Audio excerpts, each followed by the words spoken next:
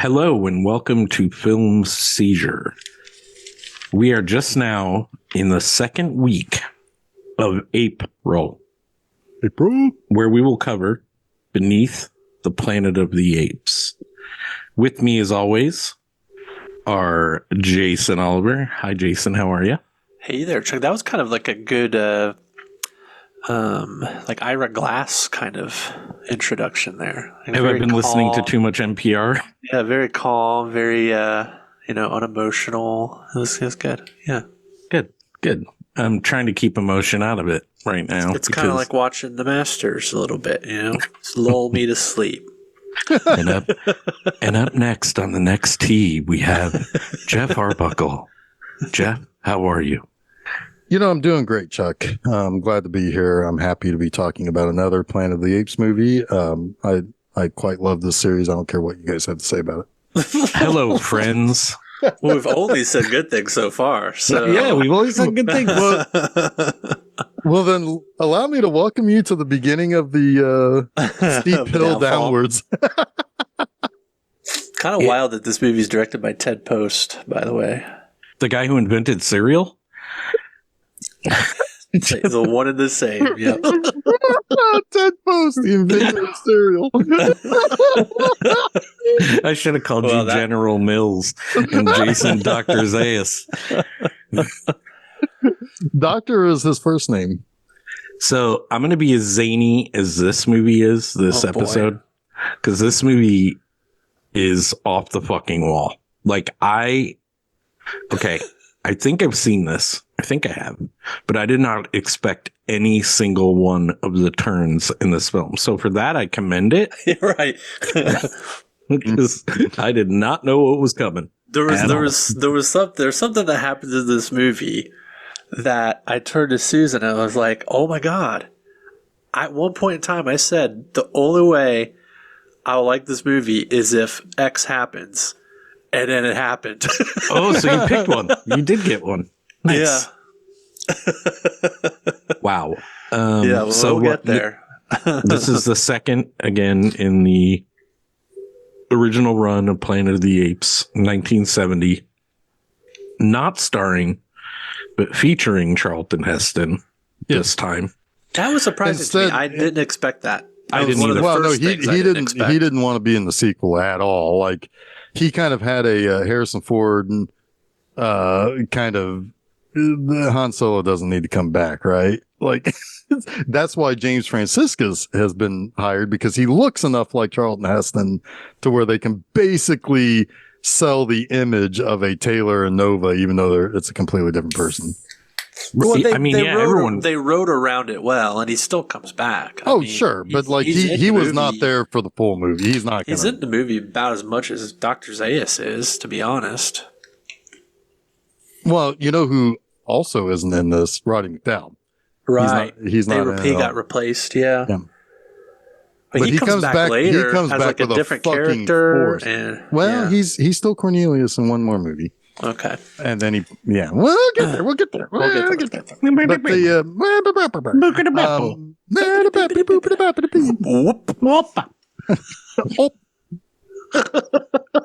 Oh boy. Oh, that's an inside joke. That's an It'll inside. Be outside. It'll be outside eventually. Yeah. Anyway, so we got a sequel. Basically, so I kind of teased this last week. In my opinion, when it comes to film franchises, Planet of the Apes is the first real franchise. There were movies that had sequels. There were series of movies the Universal Monsters had series. There was a series of several series of Sherlock Holmes type, stuff like that. But to me, this is the first movie that really wanted to be a franchise. You could argue that the Universal Classic Monsters wanted to be that way because they were certainly not happy with just making one Frankenstein movie.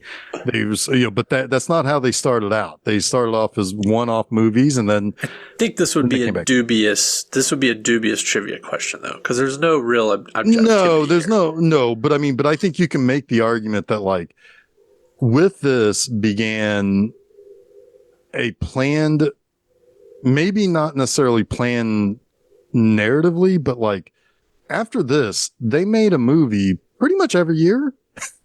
They weren't stopping. So I think it's unfair to discuss this now because I haven't seen the third or the fourth movie, but I would consider this not a franchise just based on how this ends. Well, okay, fair enough. But this movie ends up becoming popular enough to where it's like, we need to make another one ASAP. And we need to make another one ASAP. And we need to make another one. But that's the question. But that's how the Frankenstein movies all ended up. I mean, that was the same thing. Was there a cup at McDonald's? Yeah, well, they licensed out a lot of stuff. Then this was the first franchise. I agree. Because there's actually a very famous story inside the family about Ape City, the toy set that my mom threw away because my brothers wouldn't put it away. But that came out late. That came later in the 70s. But I will say that at the end of this movie, if this would have been the last Planet of the Apes movie, that would have been the last of the Planet of the Apes movies if it wasn't successful. But being that it was successful, continue. But with the Universal monsters, I'm surprised that you're not standing up for James Bond here as a franchise. Well, but those weren't really sequelized the same way, right? But that's not the same thing. Sequels and franchises. I mean, I think that James Bond's a franchise. Sure, it is. I mean, you just shot the golden fucking bullet. I know Jason. I did. I know. I'm the man with the golden motherfucking gun, right? That's what I was hoping you'd say. I look at the production decisions differently between the James Bond movies and this movie, where it's like this movie this series at times, and probably entirely after the first one, feels a little cynical, whereas I think the Bond movies do kind of want to continue to make what they can out of them. But if I were to adjust my original statement, this is what I would call a kind of cynical franchise, and maybe one of the first of that, where they had no problem saying grasping at straws here. No, I'm just saying that they have no problem just saying we're making a sequel, and we know sequels aren't as good as the original. We don't care. We're making the sequel because these dummies are going to go and watch it. They didn't really care about making a good movie. Yeah, well, I mean, I'm sure that there was some care, but not like the James Bond movies, not like the Universal monster movies, where they were more of a series and less of a sequel franchise. Well, one thing I will say bears that out is that for a sequel, it was given about a third of the budget. Yeah. And that usually doesn't happen. You usually put more money into the sequel. Hence the masks. Yeah. Yeah, this is one where the hero apes get the makeup, everybody in the background get masked, and so if Blu-ray. You want to tell me that this is like the most shameless cash grab franchise, or the first, I will maybe agree. Yeah, I mean, this is more of the ilk of Friday the 13th, type of franchise, as opposed to, for sure. The storytellers are earnest in this. They're a little fucking crazy, but it's a little over the top preachy too. Yeah. But I 100% believe 20th Century Fox and Arthur P. Jacobs was like, I just need another one of these now. Yeah. I don't doubt that at all. Yeah. And that's not necessarily, I don't mean that necessarily in a negative way, because we like those Friday the 13th movies. We like the Nightmare on Elm Street movies. We like the director of Planet of the Apes the next year made Patton. Ted Post a few years later made The Baby, a movie I refuse to watch. Yeah. Oh, damn! So that movie makes me sick to my stomach to watch that movie. I can't watch a grown person. I remember how mad you were when it was going to be on. Yeah. The last I didn't watch it. Drive-in. I didn't watch it. I was like, I'm fucking out. I'm not watching this guy slobber. And did you say you're fucking out? Yeah. What does that even mean? I'm fucking out. I'm fucking out. Yeah. I was taking it as I kind of heard it in the same phrasing you did. Yeah. Anyway, that I think makes your point, Jeff. Yes. Yeah. I mean, but like also later into this franchise, they start, I mean, this is like a Star Wars franchise too, because they do start making the merchandise, right? And, like it's part of that Mego line, the pre-Star Wars, practically doll sized, like 2 points of articulation. No, they had wrists and they had elbows and stuff, but they had like the cloth clothing and like they were like the. Yeah, that's I didn't even points. Get what that's you five meant. points of I know they weren't just articulation. blocks with right angles, Jeff. I mean, but they didn't have very many points of articulation, right? And like they were, but like they were part of like that Mego line, right? Where it's like these were now like you can go and buy a Dr. Zaius toy late, like in the 70s. So, but you anyway. could go to Toys R Us and there's a bunch of people at midnight and yell, "It's a madhouse! Exactly, It's a madhouse!" It's like fucking people rifling through Star Wars toys. I'm like, it's a. And there's one guy in the back not saying it, just pointing his face at people. I don't know if you get that. Just pointing his face and sending his thoughts into other people's brains. He's just beaming his thoughts into other people's brains. Yes. Yeah. Anyway. Beep. This movie's fucking out of its mind. I Really want to murder the sound designer on this movie. I just want him put in front of me so I could just punch him in the face. It's effective, though. Because what's supposed to be annoying is really annoying. Really annoying. Yeah, sure is. It's like, let's put the audience in his, what's his name's brain? Non-Taylor. Brett? Oh, is it Brent. Brent. Let's put the audience in Brent's Taylor mind, too. and Brent. Man, they're the leads in these Planet of the Apes movies are going to form a lacrosse team later. They're all going to go to Duke.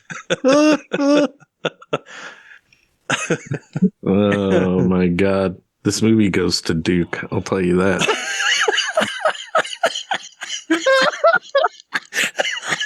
I don't even know if I believe that, but I had to make that joke.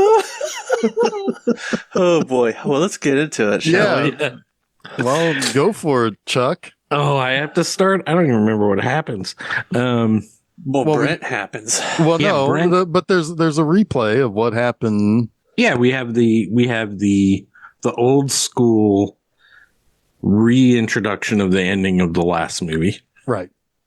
Kind of like if you're familiar with Friday the 13th, the campfire story that explains what happened before, is a good way I would explain it for people who haven't seen this movie. But yeah, but what happens if they say I haven't seen Friday the 13th? then they're shit out of luck. I would bet a Rocky kid. 2. Rocky 2 begins with the ending of Rocky. Sure does. That's true. I mean, even the Mad Max movie kind of goes through what happened in the. Yeah. So So older if you haven't movies, seen like, any of those movies, you're fucked. well, I think you said it like in a good way. It was pre VHS days. If you sequelized a story, especially this one needs it because it picks up legit right after it left does. off. Yeah. It really does. Yeah, it starts off with a retelling of the end of the last movie. We have Taylor and Nova now kind of wandering the desert, and somewhere in that time frame, and I'm guessing it's a week to 2 weeks, a month, whatever, Brent lands with his, I can't remember what his superior's name is, but he basically dies right away. It just keeps calling him Skipper, I think. Yeah, I think Skipper. that's all he's listed as. Yeah. But yeah, they have a kind of like, it's almost like if you hadn't seen the first one, you're going to get these same reactions in the second one. Like, oh, everybody on Earth has died. My whole life is, anyone I've ever known is dead, that same kind of recountance of what this lapse in time has done to you. Here's an interesting thing. Taylor says it's 3955. At least this is what I have in my notes. That's accurate. I was wondering if it was a year off. It's several years way off. It's because way it's earlier. 3978 in Planet of the Apes. So it's off. But it's honestly like it could be a mistake. If it is, I think it's kind of a glaring one, but I don't think it is a mistake. I think it's just illustrating the fact that the calculation of this time dilation and the theory of relativity has some glitches in it, right? It's not a perfect science yet. So I agree with that. Because even Taylor in the first movie says, give or take a decade, right? Yes, that's true. So that's kind of where my thought process there is. But it threw me off at first. I was like, wait a minute, that's earlier than the last movie. Yeah. That would be interesting if he came in even earlier. I wonder if that happens a later one I haven't seen yet, or if it's a whole new planet later we'll find out. So like if he traveled faster it would be faster. I just think their calculations are wrong. That's as simple as that. I just think that they don't really know how to calculate this precisely. What a bunch of idiots. Idiot scientists, human scientists. Idiots who can't even get your time travel right. Because in my mind, I was trying to calculate like how long did they wait on Earth, for them to send Brent. But they're also not trying to do this. Like they're not trying to end up on Earth 2,000 years later. Well, I know, they're trying to end up on another planet. That's why it's so weird. Like, why send a rescue ship for a ship that is never going to land in their lifetime? Right? That is just story convenience. Yeah, I think that's that's the first real true goofy. I think part of it is it's like, oh, wait a minute, Paul Dinn, the screenwriter, doesn't have the smarts of the previous screenwriter, and it's like they would send somebody, right? Right? Sure, yeah, people buy that, and I buy that. Well, I mean, it would make sense if Brent was like, okay, well, we kept trying to call, Charlton Heston and 10 years have passed and we never heard back from, okay, Brent, you go.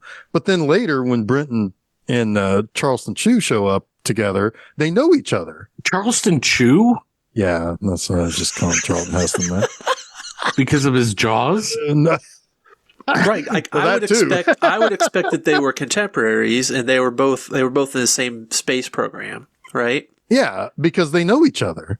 They probably sat together at the lunches because they're from the Charlton Heston factory. from the factory. Yeah. Because he does, like, I think did you mention that last week or this week? Yeah. He looks a lot like Charlton Heston. He sure does.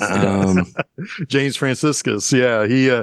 He was in a movie 10 years before this called I Passed for White. I don't know what that movie is about, but I'm not sure we can get that one anymore. It's the sequel or prequel to Soul Man, probably. Yeah. I shouldn't have said that, apparently, given your reaction, guys. This is a movie where he's going to have an interracial marriage, but the girl is white enough.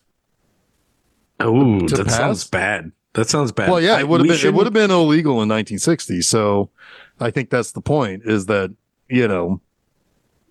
that's a little bit just on the surface, like, not good. But I don't know what it's trying to say. I can't judge it, right? Like, maybe it is a commentary. Well, she said she meets and eventually marries the man of her dreams, James Franciscus, and fails to mention her African ancestry, an important omission as interracial marriage is not a constitutional right in 1960. So, yeah. Yeah. Okay. You know who you kind of reminded me of, Brent, is a little bit of a young, like, bearded Peter O'Toole. Oh yeah, there's some Peter O'Toole there. I can see that too. He's Peter O. Charlton Heston. He rides a bike like Peter O'Toole Or wait, he rides a horse like Peter O'Toole rides a motorcycle. I don't know what the fuck is happening right now. What's going on here? I think there's a weird hum off in the distance in my office that is beckoning me. Can we talk about I Pass for Charlton Heston? Are there too many voices in your head right now, Yes, Chuck? they're all like strangle Jeff and laugh with Jason. It's like they're playing like a mental like Mary fuck kill. It's a mental pocket pool. Because they're into dicks, those people. Wow. I mean, this is the first movie where we see full frontal ape nudity. Yeah, Dr. Zaius' donger was hanging. Yeah, was it really? No, he was just in a sauna, but they were naked. I know. I was like, did I miss that? Because that's some really weird detail. G-rated. Fucking, you should have seen that orangutan. It was. I think I'm kind of on it tonight. I'm going to mute myself. I'm just gonna sit back, honestly. Go for it. Jeff, carry us forward a little bit so I can relax my slacks. So, yeah. So basically, Brent lands. His skipper dies, and we still get to see flashes of what ended up happening to Taylor. Eventually, they came. He and Nova came to a rock face, and he tries to like punch it open, but falls into it. Yeah. And she's like, she doesn't know what happened. She's just, a dumb primitive lady. And so like she ends up finding Brent and kind of thinks he looks like, maybe thinks he is kind of like Taylor. Yeah, that's what the audience is supposed to think too. That's why I said this movie should be called I Passed for Charlton Heston. Yeah, I passed for Charlton Heston. So then basically, and he notices that she's got Taylor's dog tags. And he's like, "Oh, Taylor, take me to Taylor." And she's like, "Ah." And she just takes him to fucking Ape City. Yeah. That's like the worst fucking place to go. Yeah. That's not where I wanted to go. No, but he does. But she recognizes Zira. Right. So yeah, she's like, basically it's like, oh, there's Dr. Zira, who there is something kind of funny about this scene, right? Because like there's this big like city meeting or whatever in Ape City, which this is the first movie I think they actually do call it Ape City. But they announce, why not Metropolis? Metropolis is the orangutan. Oh God. Go ahead. So when they announce Dr. Zaius, or they introduce him, Zira stands up and kind of like thumbing her nose at him, like claps for him. To which later it's like she has to pretend like Cornelius is beating her for her bad behavior. Yeah, that was which weird. Is really weird. But that was really weird. But I think it is kind of playing up his, the religious. Well, there was one moment where is it Zaius who is quoting the ape scripture, and he's talking about the inferiority of it wasn't of the gorilla, was it? Or of one of the races of apes, like, because they do have kind of like a caste system. Yeah. Well, because at one point they say, because at one point he mentions something about the gorillas being easily fooled by something, to which Cornelius says, well, that's not too hard for an ape. Well, Zira says they have diseased brains. I remember that. Like, we shouldn't be examining people. We should be examining the gorillas. Disease-brained of gorillas. Yeah, because but there was definitely like a line that alluded to the old, like, racist in United States racist where they would use the Bible to prove the inferiority of black people, right? Well, General Ursus. And I was like, oh, that's interesting, because this is like right post, civil rights movement. Yeah. Well, General Ursus does talk about, it's like, well, I don't necessarily think that humans are inferior to us, but I will say the only good human is a dead human. Yeah. Like General Ursus wants to fucking kill. By the way, I love the gorillas. It's like the helmets. dehumanizing, right? It's Yeah. dehumanizing. Yeah. Yeah, it's weird when you use the appropriate Yeah. word in the And it's like context it has of this a literal, movie. and it but has it's- a literal, Yes. interpretation. Yeah. Yeah. So yeah, basically, yeah, and then that's when I think, because Zaius is a little bit different in this movie. I should also say Because- I'm kind of into this movie at this point. Like I'm Well, kind of because- into it. Well, because like Zaius is, like he's almost embarrassed by some of the stuff that's being said by Ursus, and I think that's when he uses the scroll to, to kind of make a backhanded comment at Yeah. Zaius or at Ursus's expense, because like it does not seem as though Zaius really he's not as zealous as he was in the first movie. Now, when he is leading the war charge with Ursus, but it's But it's more Ursus than Zaius, right? Right. Yeah. Yeah. I would say that in the first movie, there was comfort in his control, right? Yeah. Now he's noticing that he is relinquishing control inadvertently, right? Like There's there's too many power. cracks in the story. There's too many there's- cracks. Yes. His shit's gonna be found out. Like it's Yeah. all gonna be blown open. Like Uh-huh. I wish we'll talk about it later because the ramifications of what happens at the end are better than what happens at the end. If that Yeah. makes Yeah. sense. Yeah. I know what you're saying. Yeah. Yeah. So So we'll get there. yeah. So yeah, because like that's the other thing. We also see the gorillas are even more cruel in it, because like when they're practicing and they're doing like their exercises for like military training and stuff, like they're using live ammunition on live people and like really killing them. And like And the horse torture by the movie makers. Oh my God. Yeah. yeah, for that real. one guy gets they not only does the horse topple over, but it topples over and rolls over the guy. They topple over like 4 horses. And Yeah. like, why are you doing this, you jerks? Yeah. But like you the damn dirty Brits. but Wait, then this movie is British made, right? no. No. No, It it's is American. My Yeah. bad. You damn dirty Americans. We have to show our American superiority over those damn dirty horses. I'm gonna Yeah. stick a flag in my ass and walk around. Oh boy. That's gonna be happening all month long. That's a callback for like a week. So Yeah. hopefully people No, it'll got keep it. going for weeks more. Yeah. So Until American Ninja. I I promise mean, he you. definitely has a fucking flag in his ass. Yeah, he does. So he but basically it's like Nova and Brent get found and they get basically hunted down. He gets winged. But they do end up getting and he ends up getting that patched up by Zira and Cornelius.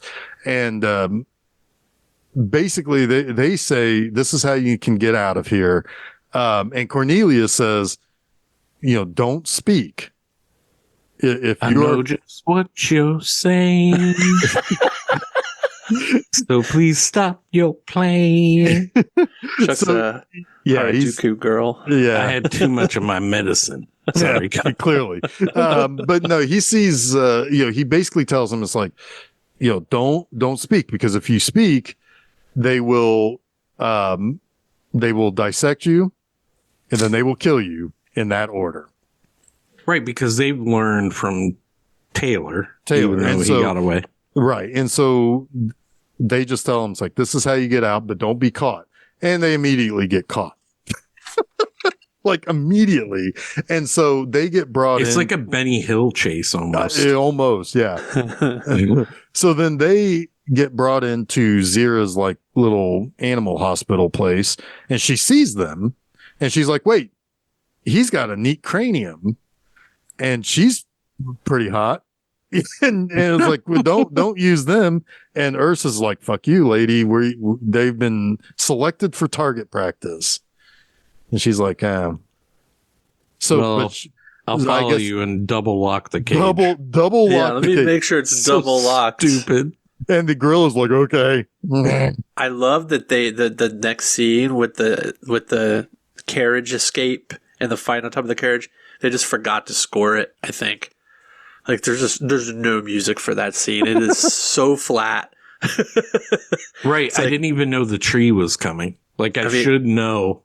It's just based on musical cues. Yeah. Like there was nothing, right? I mean, watch.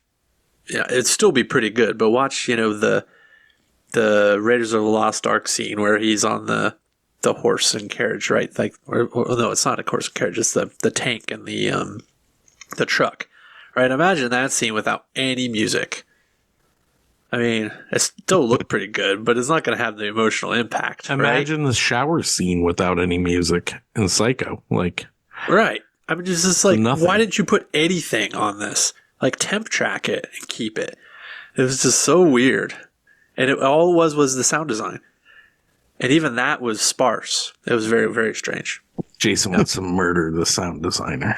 I do. Like, the sound designer of this movie really just needs to be punched. That scene is cool though. That like the action that actually does happen there. It looked fine. It looked fine. It just happened though. Yeah. There was just. It just was a thing that happened. Yeah, it was just no impact. Yeah. Oh, there was impact. The guy got hit in the face with a tree. Not a guy though. He was an ape. The gape. Whatever you. But that's where you need like a goldsmith, man. Because he would have scored the hell out of that. Well, you know what though? Good thing they had a locksmith in Zero. A double locksmith. We need Jerry Locksmith. Thank you for picking up on that, Chuck. Yeah, I mean, I know. Yeah, well, we did. Yeah. So, all right. Boy. And so they're just kind of escaping from gorillas, and they end up in a cave. The end of that part of the movie. Yeah. Meanwhile, the gorillas are continuously getting more amped up, and they want to go and they want to go kill some people. Yeah, they talk about food source. When did it happen that they're running out of food where they are? Like that was just kind of dropped on us. It looked pretty green around the area where they were. Yeah, it's just kind of dropped in there that like, well, we're running out of food. We got to invade for food. I think that's a problem with the story, right? When did that happen? This should have been like 10 to 15 years later.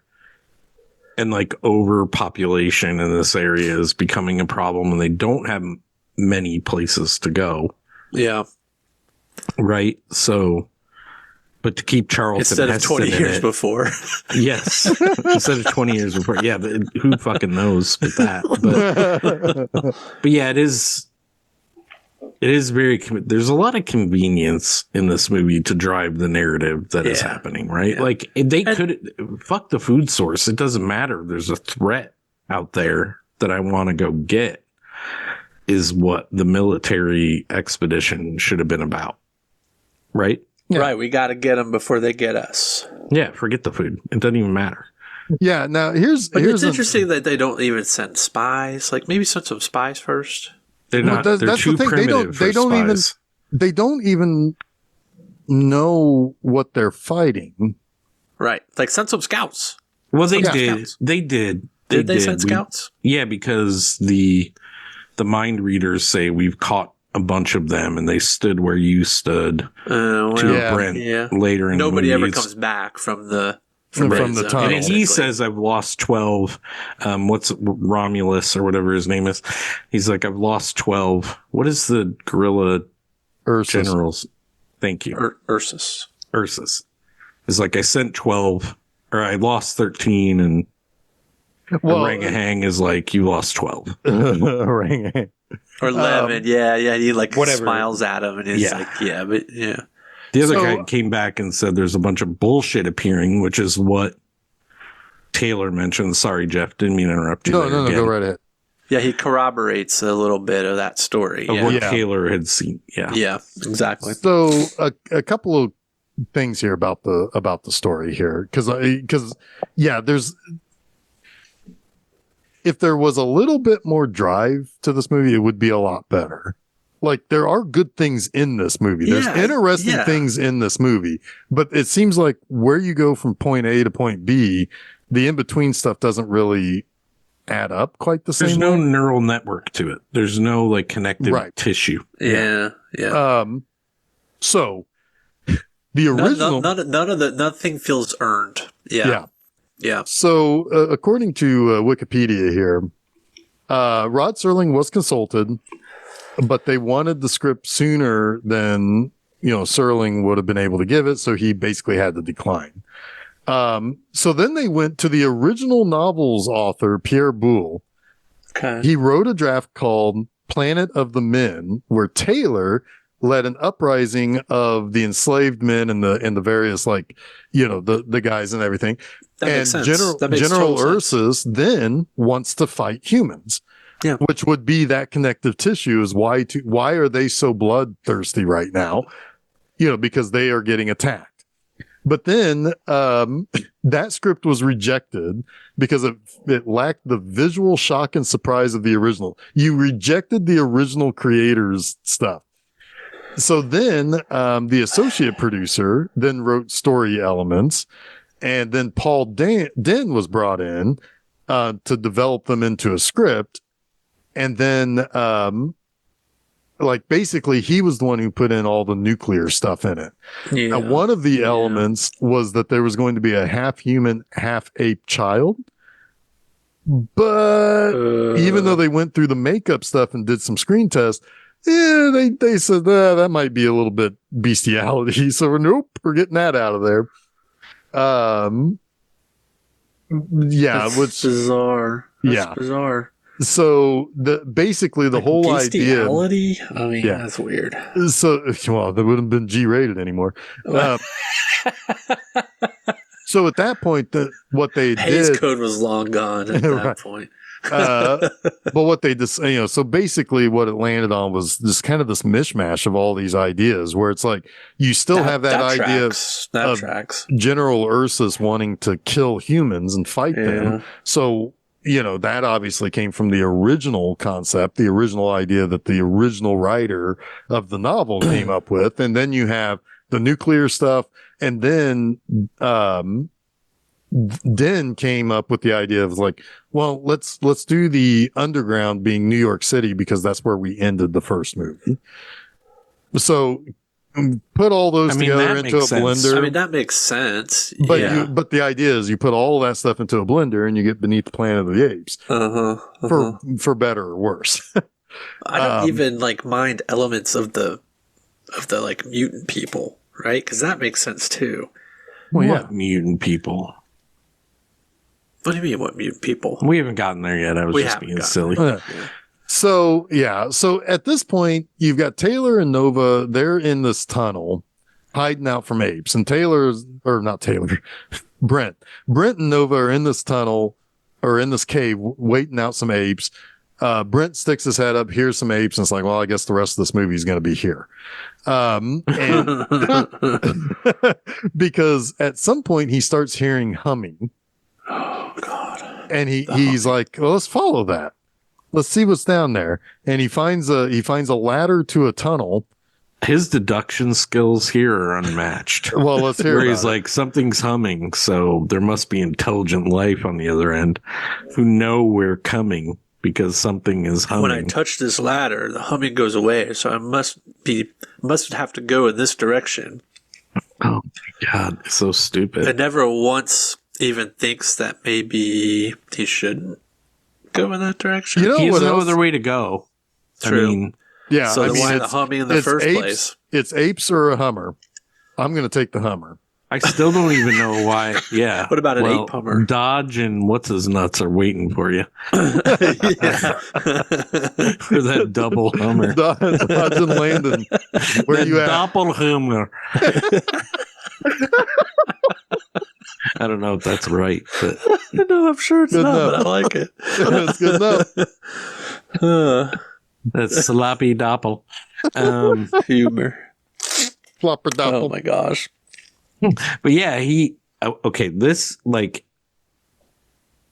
I was kind of lost the movie had kind of lost me at this point. Well, there's not really much more going on here, right? But in the next moment, it loses me fucking entirely. I do really like, before this happens, the guerrilla brutality protest. Yes, that line's great. That was pretty awesome. Then they run them over. Like, they had like their own little ape Kent state. I mean, they did. They executed all those chimps. Yeah. So there are some very significant totalitarianism, military totalitarianism happening here. Like, dictator they have more or less is going to declare gorillas the master race. Yeah, I mean, they have more or less overthrown the orangutans. Yeah. Which is interesting. Like, that's all interesting thematic stuff. Yes, when the military leader has an advisor who's faith-based, or like, that's like historical shit, right? But then all the shit you recognize, you get to see, but all fucked up, because it's an action movie, kind of. Stock Exchange, the Radio City Music Hall, the public library. Like, before he gets in the cave, right? That cracks me up. It's like, is this the first time? I mean, like, that's where $2 million of the $2.5 million budget went. No, not really, because most of that, they were like, I'm sure that was all matte paintings. Yeah, I know, but bad. They didn't look good, but it's probably still where all the money went. This was because they were just reusing the sets from the last movie. This was probably one of the first movies where I ever saw like the concept of an old civilization being underground as opposed to just being out on the surface. But like, if you think about it, like, if a bomb went off and then 2,000 years later you discovered that it's probably going to be underground, or it's probably going to be, either covered by plant life, or it's going to have, fallen underground. It's like the remains of the aftermath of Mount Vesuvius, right? I mean, that was all underground, had to be excavated. Like, one of the craziest things someone ever told me was that at the time of Cleopatra's Egypt, there existed the profession of archaeologist. They were digging up shit from thousands of years before that. Well, like a lot of those Egyptian cities, crazy stuff, right? A lot of the Egyptian cities from those ancient times are underground too. Yeah. I mean, so that makes sense to me. I like that idea. I think that's cool. It just shouldn't be on the same level as the subway. Well, that's fair. But when a bomb goes off, everything gets rearranged. That's fair. Maybe it got compressed. Maybe it got compressed under the pressure of the earth. Of the nuclear bomb. Yeah, that too. Yeah. Well, and mostly well, that's true, because it would earthquake and it would fall in. I could see it. All right. So the zany part of this movie, right? Like, Brent has brought Nova into the subway. Now they're in old New York, right? With the stock exchange, as Jason mentioned. Everything is destroyed and underground again. So we are beneath the planet of the apes. Yep. And water starts spewing out of a fountain that previously Brent had tried to drink from. Yeah, an idiot who tries to drink underground stagnant water. I mean, he tested it like any primal being would do. Yeah, but I mean, I think eat the berry, see if it makes you sick. Dude. Yeah, I know, but I mean, I would think that someone of his intelligence would know that's stagnant underground water. That's going to be sour. And turns out it is. Yeah. Now, the running water is good. Running water is good, but it has acid in it or something. Like, it's a really weird, like, transpiring events here, because it looks like he drinks the water and becomes murderous. Right? Like, because right after he drinks the water and tells Noah to drink the water, he's given some mental command by something to kill her. And he starts strangling her and putting her head underwater. And we're like, no, not her. She's our favorite. She's the best part of this series. Please don't kill her. She's the heart of everything. Don't they call her Nova?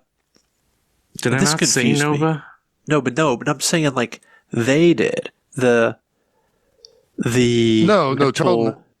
Yeah, they have Taylor in captivity. Oh, So I guess know- they have Taylor. That would make sense. Yeah, never mind. Well, Okay. plus they probably could read that from her brain anyway. I think you don't know that they have Taylor at this point. So when they call her by her name Nova, I'm just like, how the fuck would they know to call her Nova? he also has that name from Dr. Zero. But I don't think he's ever used it because he says I don't know her. He keeps saying I don't know who. I don't think he's ever used it. He's like Nova, who's that? But so maybe they read sense. it from his brain. But no, too, it makes sense. They got it from Taylor. I mean, you just That's don't know reasonable that yet. You just enough. don't know that yet. Yeah. Reasonable enough. It's reasonable enough for sure. Yeah. So after Brent tries to strangle her, he's like, I have to escape here. I'm going to murder you. And he goes through a door and he sees a golden missile. Yeah, we're in St. Patrick's Cathedral. Where we are. That is St. I've been in there. That place is fucking amazing. Yeah, because it's like on 51st Street and Fifth Ave. Yeah. Did they still have the missile in there, though? Yeah. No. Yeah, it's totally there. It's totally not yet. It's not there yet. Yeah, that's like 2,000 years from now, Jeff. I popped in last year when I was in Manhattan. It's totally there. Yeah. They have the fucking TVs on the pulpit. You can light a candle right in front of it. Yeah. They have TVs. Not too close. They have TVs on the damn columns so you can see what's happening on the stage. It's so big. Are they still there, Jason? You said you were in there because no, I didn't actually go in. Oh, okay. He's talking about the missile. It's amazing. The place is amazing. Yeah, I've been before. I just haven't been recently. Anyway, there's one figure in there who is talking to Brent, and he says, I don't know if he's talking out loud. Maybe he's talking out loud because he's praying. He's praying to the missile, yeah. Yeah, and he says, I only reveal my true self to my God, or whatever. And then he turns around and starts sending thoughts at Brent. And then we realize there's a society of people who have evolved more than the apes have evolved. So we don't know where these humans came from, right? Like if they were sent underground right after, or they went underground early. And because of the darkness underground, like that's an interesting thing to me. Like, how did these people evolve to this position where they can communicate via brain? They can mind control people, basically weaker beings, I'm guessing. Well, it almost feels like an evolutionary branch, right? For sure. Or whatever the nuclear event was. Caused mutations in humans and in apes, right? But apes had a lot farther to go in their intellectual evolution than humans at that point, right? So they've only just caught up to like our contemporary human in a way, not even probably. I would say they're even like, several centuries behind. I would agree. But humans, the ones that survived, were in some way their DNA or their structure or there was an evolutionary branch from the survivors, right? And they were able to develop these mental gifts. That's some people have always thought this is where we're going to, which is interesting. Like the way I read it is the apes are evolving without human interference. Right? Like this is their natural evolution because probably we evolved from there, right? That could be too. That could very well be. And that these humans have been This is their natural evolution. Yeah. Yes. So radiation doesn't play a factor at all. Yeah, I mean that could very well be. Yeah. But it's all interesting and not. But they're able to do it because of the circumstance of the nuclear bomb. Right. There's no human intervention. They're able to do it without any interference. Yeah. Yeah. I like the fact that, when he begins to get questioned by the other mutants as part of this like leadership of these of this mutant group, a couple of people in that. So the woman is Natalie Trundy. Now Trundy was the wife of Arthur P. Jacobs, the producer. Is she the one with the freckles? Because she's cute. She's the blonde. She's the only woman, right? She was the only one. Yeah, she's super cute. Yeah. She ends up being in the rest of the series as different characters. Really? Yeah. Nice. then Jason's now looking forward to watching. I know. this. I was quite taken by her. Two of them, she's an ape. So try that on for size. Hey, bestiality. Yeah. Rated R, not G. The one labeled Fat Man is Victor Buono, who was King Tut on Batman. Oh, weird. He was also in a really cool horror movie. What was it called? Batman. It was it Hush? No, The Strangler. 1964, The Strangler. That's maybe a little bit. I mean, it was kind of inspired by the Boston Strangler, but there's a little bit to that also makes me think of M. Also, but anyway, I saw him and I'm like, it's fucking King Tut from the Batman show. Oh, you knew right away? I didn't know. Oh yeah. And Victor Buono is yeah. I know me some Victor Buono, but anyway, so this is where we start seeing. Okay, maybe Roddy McDowall's not here, but we start seeing that kind of ancestral, like they're going to make another movie. You're going to see some people that you recognize or names that are going to be in multiple films from here on out. So, I mean, these people are like villains. Like they have the same kind of Zeus protection thought, but they're willing to eradicate themselves for safety, even though they may not understand it. Like, what I like about this group is that they have a twisted sense of morality, right? Like they look at it as we're not the killers, we're not evil. We're not going to take up arms against you. We're going to make you kill each other, which is fucked up. I was going to say that, but I didn't want to get too far ahead. But yeah. But if they did it in a way where they literally didn't suggest like make them with mind control do the thing. Like if they did it in a more Machiavellian way, I could almost buy their morality.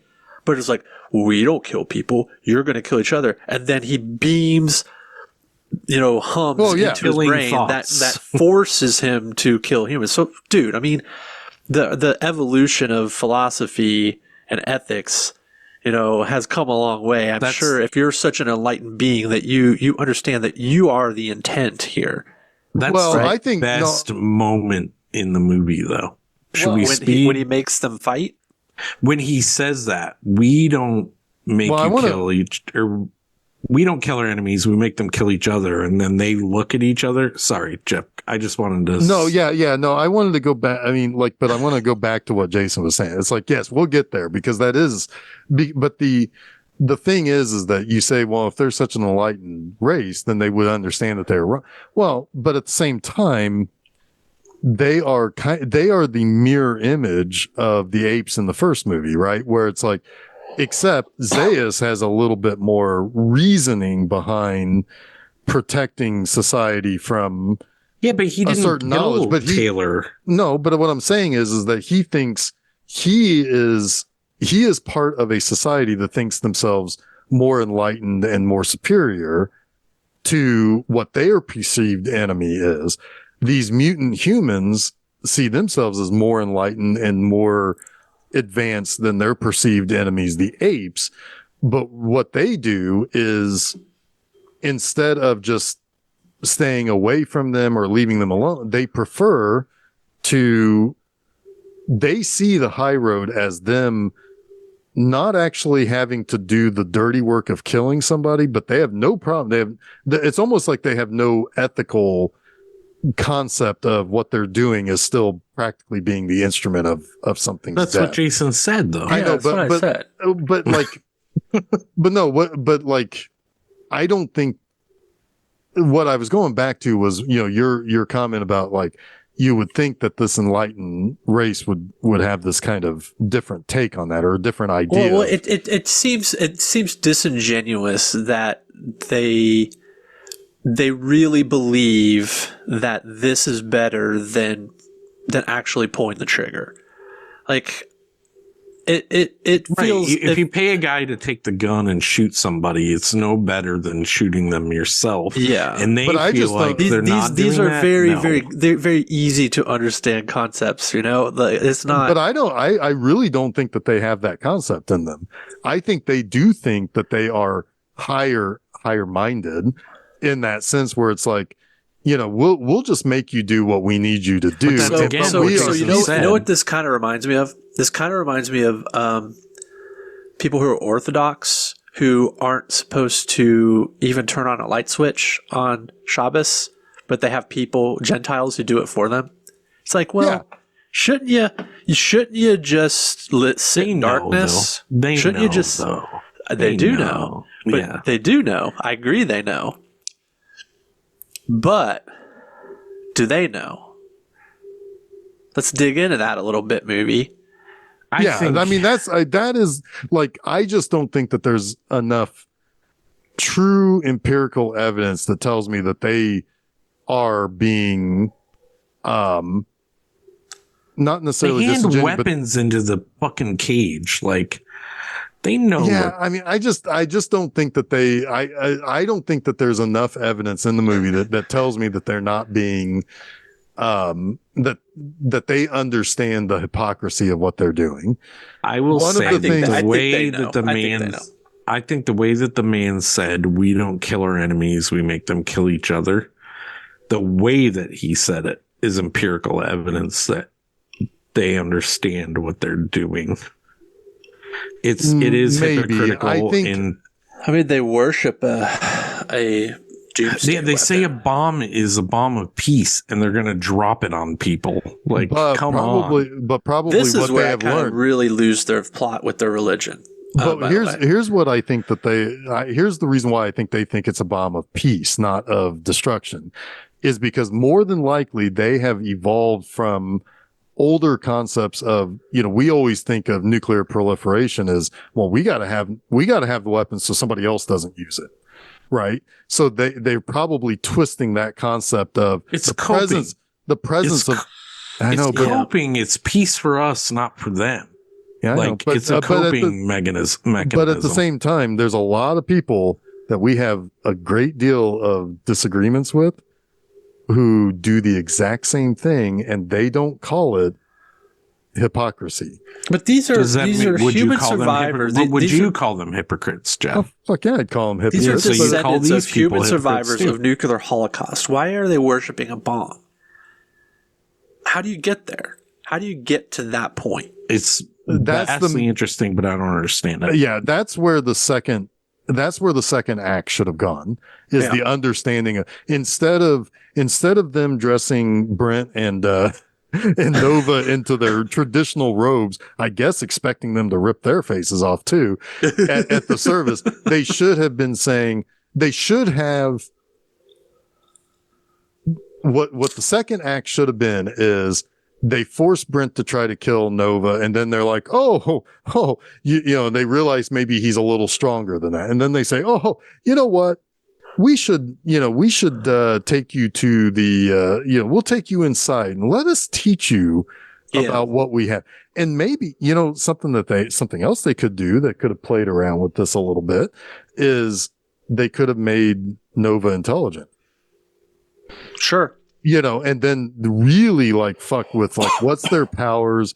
And then you start to slowly learn what they are. And maybe it's Nova that says, this is not what you think it is. And then her morality, her natural born morals kick in and say, well, isn't that a weapon, or isn't what you're doing a weapon? And then they reveal themselves as like, haha, yes, we do know that this is, and we're going to fucking make you kill each other or whatever, but yeah, because I don't know, because the whole while they only actually get to, they only actually have to deal with the apes themselves when they actually get inside the tunnel. before they even get to the tunnel, they try to do the mind tricks to show like fire and all of that, to which Zaius is like, don't believe it. It's not real. And he kind of busts that. They only ever really seem to have to deal with the apes if they actually go inside the tunnel.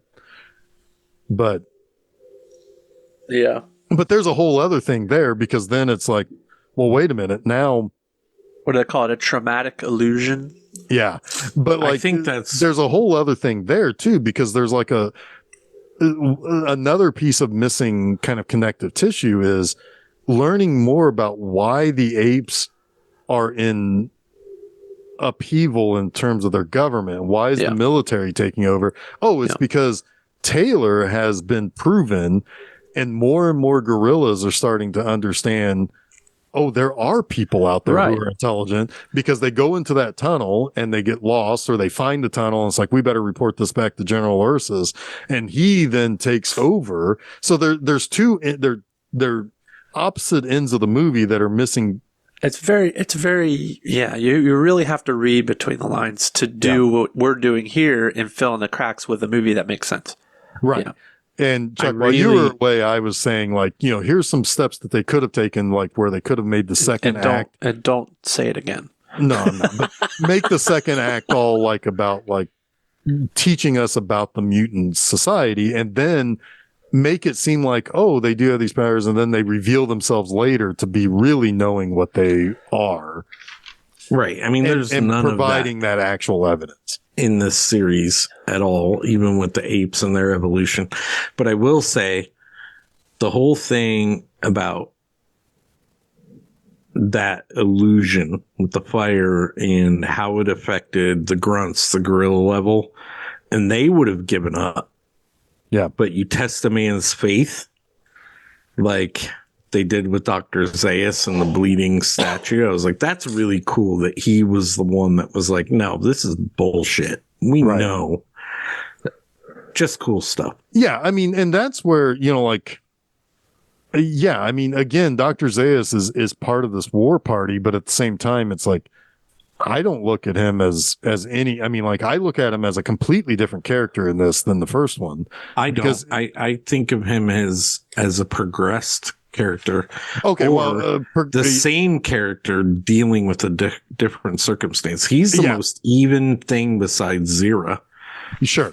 No, and I guess that's kind of, maybe I misspoke by saying he completely different, but he is a different character because he does not seem to be as much in control. He does not seem to be as much outwardly villainous as certainly compared to... I didn't find him outwardly villainous. I know, but what I'm saying is like he is kind of set up as the antagonist.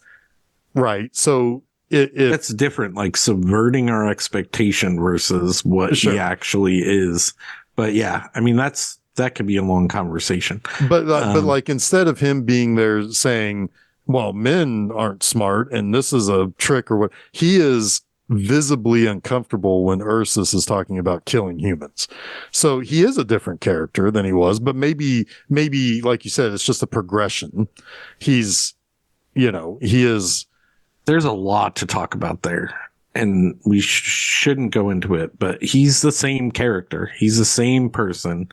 His circumstances are different. I think you're hung up on the word character. I mean, he is acting different in this movie. His place of his character is different in this movie, and it is forcing him to react to things in a different way.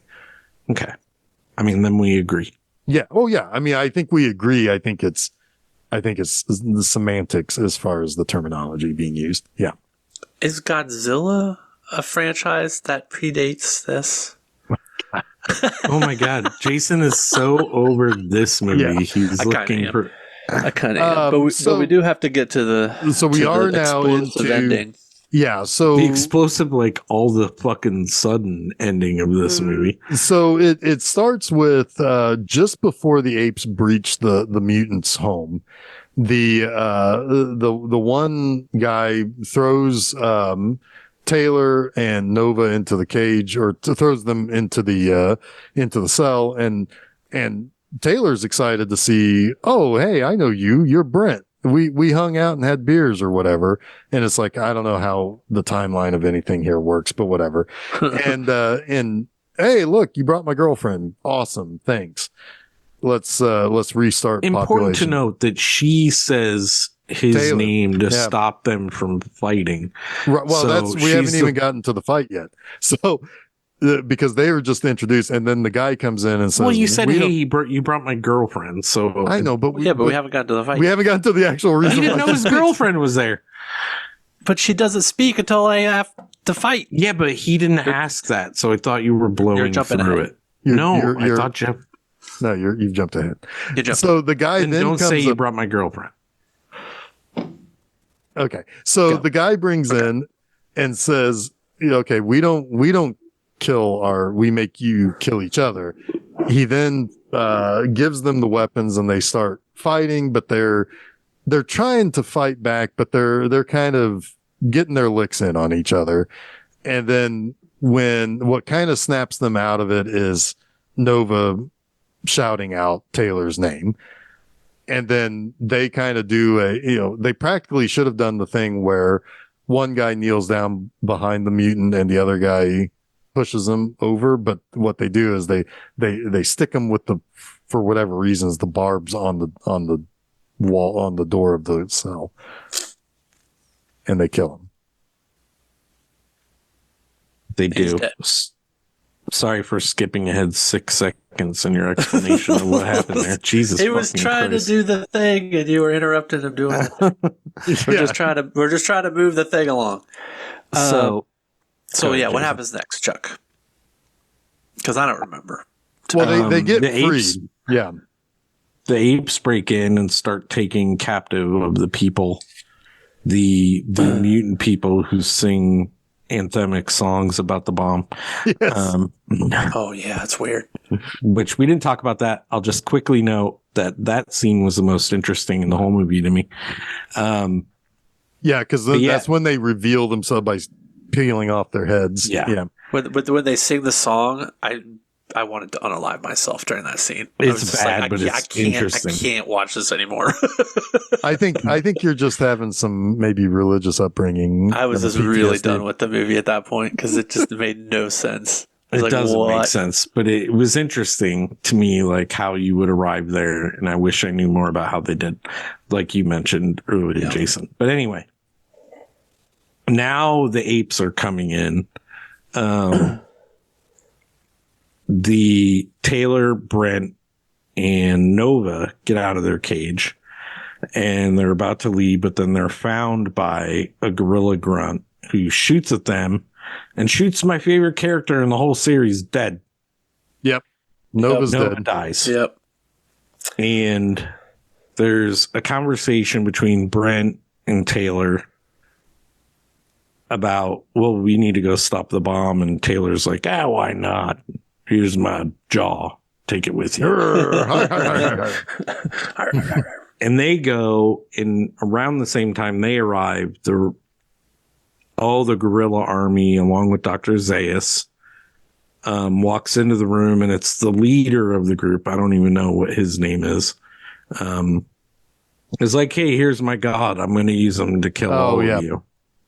Here's my god. I'm going to use him to kill all of you. And he starts pulling the crystals like a doozer in Fraggle Rock. It was a little bit like a little Kryptonian. That too. Yeah. Yeah, it was. He was in the fortress for of sure. fucking fuckitude. Yeah, he was in the fortress of blowing your shit up, dude. Yeah. It was the Fortress of Fraggle Rock. I mean, Yeah, Sure. down in Fraggle Rock. Yeah. Beneath in Fraggle Rock. So yeah, that like there's an exchange after this leader dude like sets the crystals for explosion, whatever the hell that Because is. the bomb starts smoking, I believe. yeah. No, it just raises up. It doesn't okay. smoke until It they does pull it just down. raise up at first. It does. It Yeah. Oh, topples okay, yeah. over later, and then you see the smoke. Yeah. Yeah. Yeah. And Ursus is, and the guy's like, this is my god. He's going to destroy you. And Ursus shoots him as like, your god didn't save you now. Right? Yeah. Like, which is kind of funny. And then you have Brent and Taylor. Like every time I say their names, I'm like, these men are You think of a lacrosse team, yeah. Yeah. These uppity fucks. These uppity fucks. They're like creeping in the background. I don't even know what their intentions are. Like, does Taylor's intentions change because Brent gets shot in the forehead? Sorry to jump ahead a little bit. Well, no, yeah, because that's a good question, because he sees Dr. Zaius and he's like, hey, fuck you, basically. Right. I don't know what else he says. I think he just decides to blow everybody up. Yeah, I think he's. So you think he didn't have he's that just intention done when he walked in? I don't think at first, but but I think he sees that it's a madhouse and that there's going to be no fix to this. That's the default position. Yes. His girlfriend's dead and his buddy is dead. And fucking that fucking Dr. Zaius. And Dr. Zaius is coming. He's going to die too. And I don't know what's up with these mutant people. Yeah, fucking beeping things into my head. And this is when he does what I wanted to happen. I said this out loud 15 minutes earlier. I was like, I really just hope they all die. And I couldn't believe it actually happened. I was so excited. That's what you said would make the movie good? Yep. I was like, that's the best ending ever. In one of the countless billions of galaxies. All these hundreds of people that have annoyed me for the last 90 minutes all died. A+ movie. Yeah. In one of the countless billions of galaxies in the universe lies a medium-sized star, and one of its satellites became Taylor. I became him. An insignificant planet is now dead. Yeah. What do you call Say that one more time. I was talking. Say that one more time, Jeff, for our listeners. In one of the countless billions of galaxies in the universe lies a medium-sized star, and one of its satellites, a green and insignificant planet, is now dead. Perfect. In the movie. Perfect ending. Ending. Takes several seconds to even show. It's like you're outside the auditorium before the first name of the cast shows up. Fantastic ending. If you made it that far. If you make it, fantastic ending. So rewarding. This is a wild movie because I really like the concepts. Sure. That are examined in it. I do not like the vehicle. Even a little bit. There's a lot of stuff here, right, that you can do something with. And again, this kind of goes back to what I was saying when you had walked away. It's like there's some stuff that you could do about why the gorillas are where they're at. The Taylor of the first movie has really, really agitated the apes or the gorillas in particular, and they've kind of overthrown. And then you have stuff where you should have had more about the society of the mutants. And, there's a whole act where you could have woven that together, and you make this movie the same length, 95 minutes, with those extra pieces in that middle act. And you got yourself a movie that's as good as the first one, because it really shows the effects of what the first movie caused, right? I mean, it does what a good sequel should do. It expands the universe, right? It just expanded. And then it blows it up. And then it blows it up because it expanded it too fast and it didn't know what to do, and it didn't know how to fill in all the gaps. It was like, where do we go from here? Well, let's just fucking end it. Yeah, let's blow it all up. Yeah, Jeff, they could have used you at 60 pages in, because at that point they could have used him at like 30 pages in, because pages 30 to 60 probably don't need to be there. That's a good point. Well, I'm telling you, I had an idea for how to remake this movie appropriately to fill in those missing gaps. But I'm looking forward to the retcon next week. However that happens. Yeah, me too. It's a prequel soft reboot, eh? Well, it's a sequel. It's a sequel. It's a sequel. So we could probably surmise it. I'm guessing someone stops the bomb. No. Or the bomb was not as effective.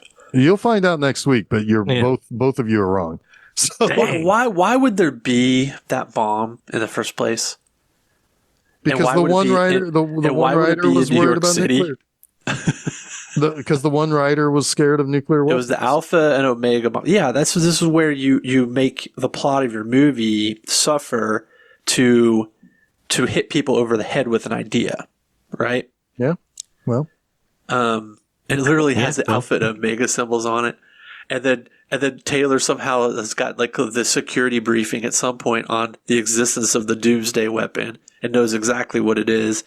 And it's the one cool line in this exchange with Brent is they bring up the Oppenheimer thesis. Yes, I love it.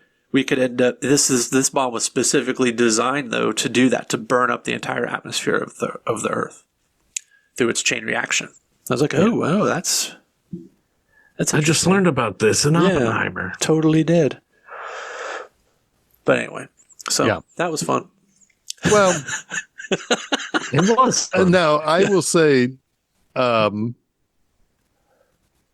seen the next movie more Jeff's than I've really seen. Worried about how we're going. But it'll be fine. It'll be fine. No, but I mean, I think you talk about out there, it gets out there, but we're still a couple of movies away from my favorite of the sequels.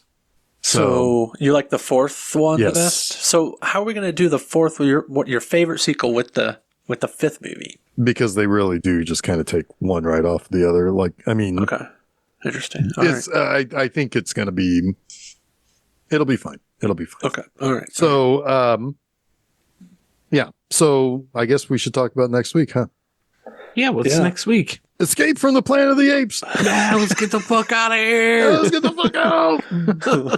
But we're only in the middle of the month. No. Middle of the franchise. Anyway. And that too.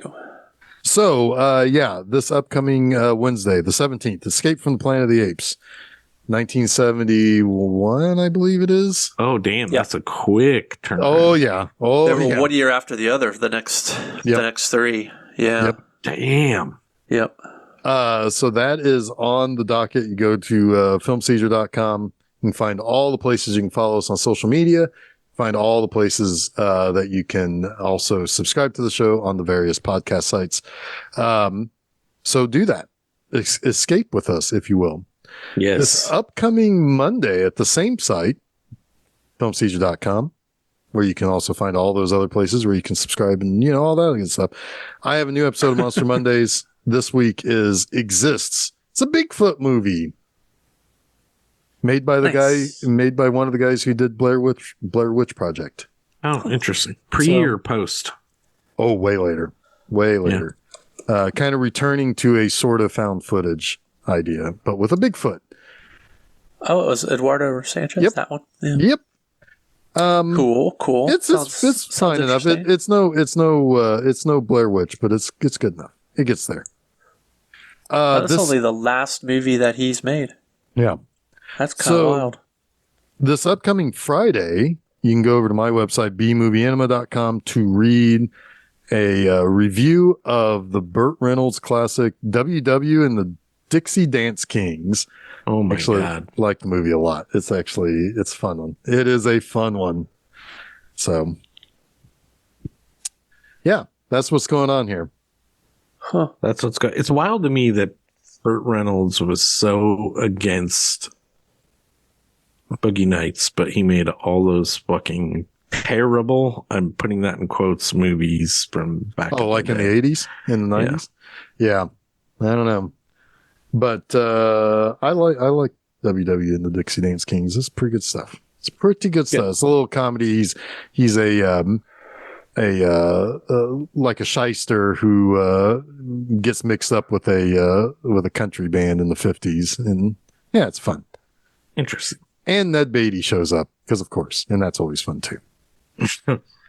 So anyway, so that is what's going to happen there. You follow and do all those things. So, you guys ready to escape? Yes. Yeah. All right, let's do that then. Until then, I'm General Ursus. I'm ready to escape. I'm Jason Oliver, and you have been listening to Film Seizure.